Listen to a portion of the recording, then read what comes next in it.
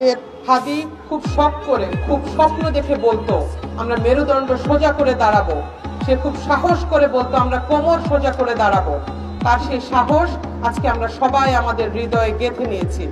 আমরা মেরুদণ্ড সোজা করে দাঁড়ানোর জন্য, কোমর সোজা করে দাঁড়ানোর জন্য, সাহস করে দাঁড়ানোর জন্য পড়াশোনা করব, আমরা জানবো। হাদি খুব বলতো সাহস করে, আমি যদি কোনো কারণে চলে যাই, আমার সন্তানরা যেন এই আধিপত্যবাদের বিরুদ্ধে দাঁড়াতে পারে, আপনারা সেটা দেখবেন। তারাও যদি চলে যায়, তাদের সন্তানরা যেন আধিপত্যবাদের বিরুদ্ধে দাঁড়াতে পারে, আপনারা সেভাবে সেই সন্তানদেরকে তৈরি করবেন। হাদি খুব সাহস করে বলতো, ওরা যদি আমাদেরকে মাইনরিটি কার্ড দিয়ে ভয় দেখায়, আমরাও তাহলে ওদেরকে মনে করিয়ে দিব যে তোমাদের কুকিচিনের মেয়েদের সাথে তোমরা যেটা করো সেটা আমরা জানি।